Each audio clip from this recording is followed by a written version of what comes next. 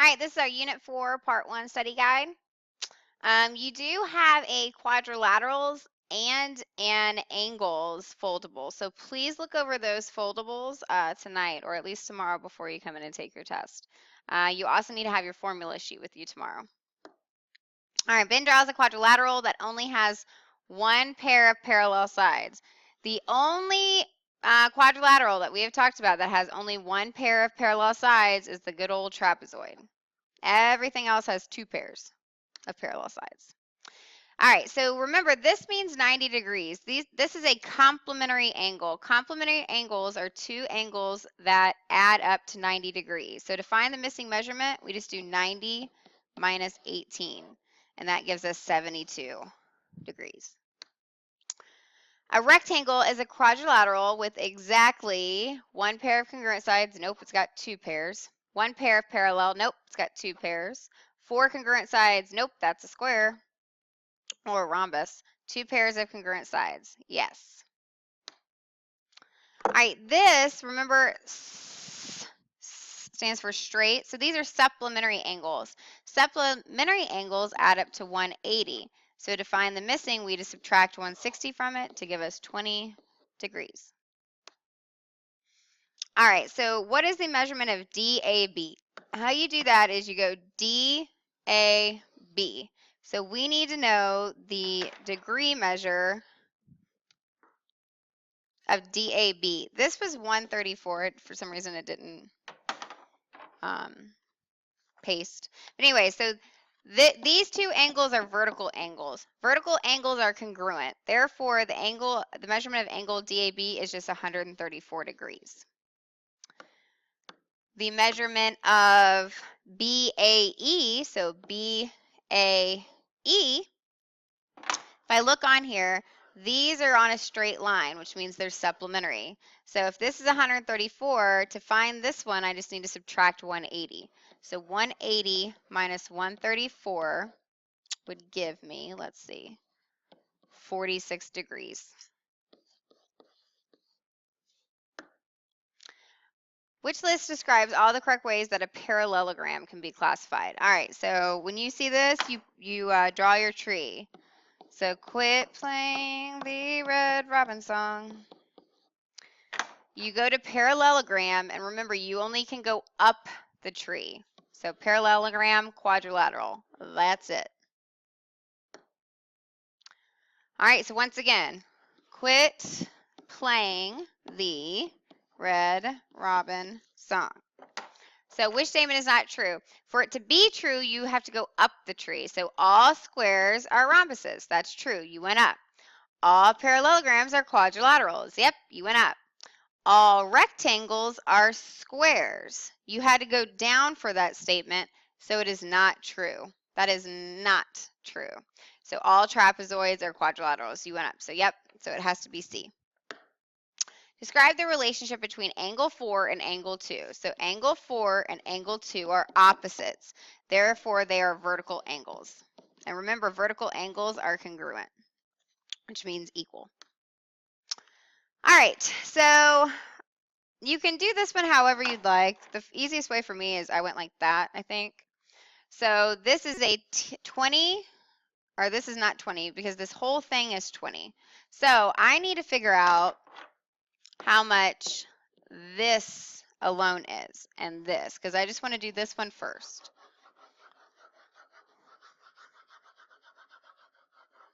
All right, so this is 10, so I'm good there.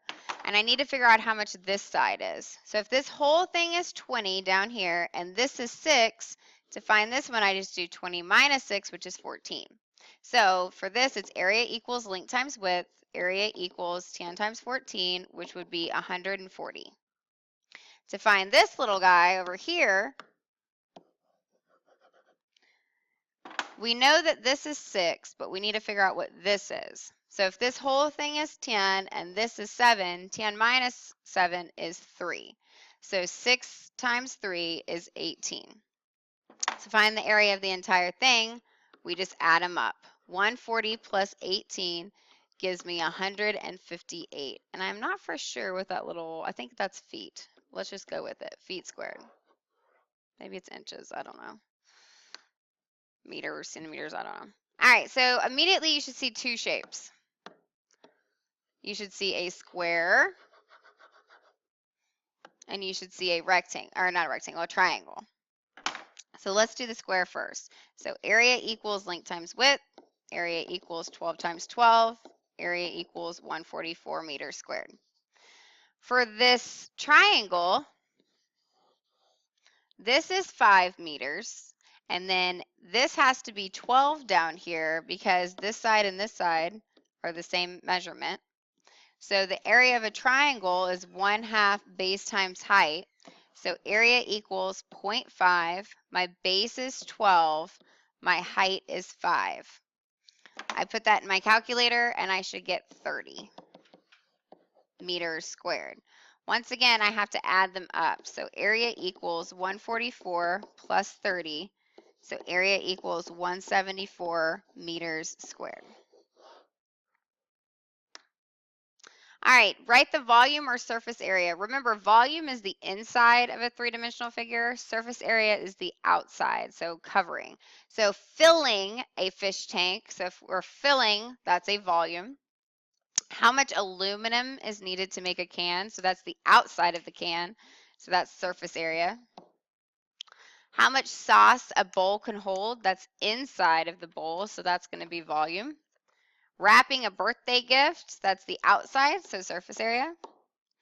How many pennies fit into a jar? So the pennies are going inside the jar, so that's volume. And then icing a birthday cake, you put the icing on the outside, so that's surface area. All right, so we need to find the volume of the cylinder. You should immediately look at your formula sheet and see that the volume of a cylinder is pi r squared h. So immediately you can get rid of that one because that's surface area, and that one because it's surface area.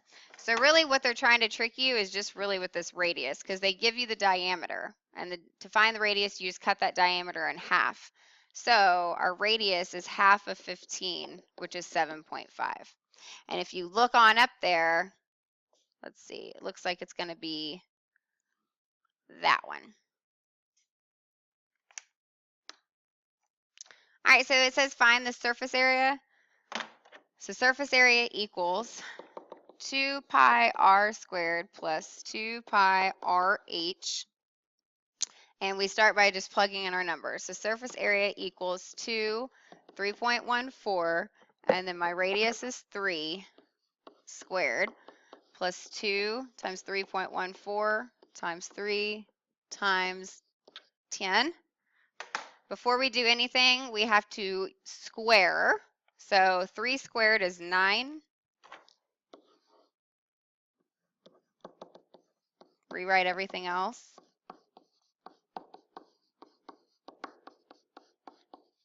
And now we can chunk it. So we're going to take this first chunk and then that one. So 2 times 3.14 times 9 gives us 56.52, plus 2 times 3.14 times 3 times 10 gives us 188.4. We add them up to get 244.92, which is that one. All right, so volume. Volume equals length times width times height. So our length is 4, and remember these really don't matter how you put them in. 6 times 3. So volume equals 72. So H. Find the volume. All right, volume equals pi r squared H. Volume equals 3.14.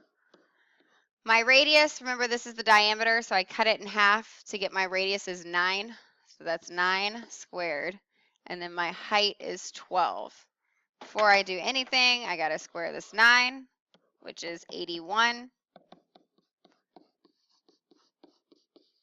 And now I can just plug it into my calculator. So 3.14 times 81 times 12 gives me 3,052.08 D. Which cylinder below has the greatest volume? Don't be lazy and just look at it and be like, I'm pretty sure it's this one, because I can tell you right now on the test it's going to be sneaky. I know this one's actually kind of obvious, or at least it's obvious in between B and C. But go ahead and find the volume for each one. So volume equals pi r squared. H, volume equals 3.14 times 5 squared times 12. That's 25.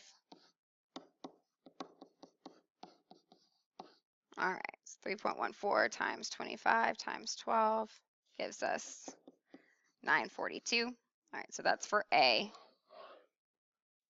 kilometers cubed. For B, same thing. My radius this time is going to be 12 because that's the diameter. Cut it in half. My height is 11. So volume equals 3.14. 12 squared is 144. Plug in my calculator.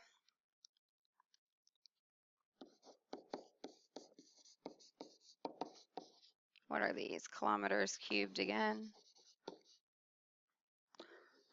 And then for the last one,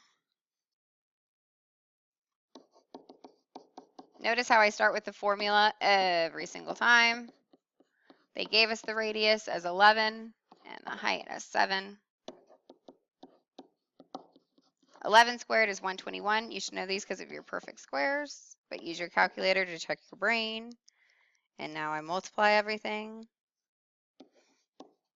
Oops, 2659.58 miles cubed. So now we just compare them, and the greatest is going to be B. All right, if Lisa's swimming pool dimensions are 10 feet by 13 by 5.5, how much water will her pool hold? All right, so her pool is going to be a rectangular prism. And remember how much water it's inside, so that's a volume question. So length times width times height, 10 times 13 times 5.5. I go ahead and grab my calculator, plug all that in. Oops, not that. 715. The prism shown below has the same height and width but different lengths. How much greater is the surface area of the prism? Remember when we talked about surface area, it is what it is. You just got to do both of them. So length, width, height. Length is 12, width is 4, height is 5. Surface area equals 2LW plus 2LH plus 2WH. And now I just plug in. Oops. 2 times 12 times 4 plus 2 times 12 times 5 plus 2 times 4 times 5. Now I chunk it. 2 times 12 times 4. Dang it. Is 96 plus 120. And then I put that chunk in and I should get 40. Add them all up. Okay, so this surface area is 256 feet squared. Now I do this one down here. Length, width, height. My length is 3. My width is 4. My height is 5.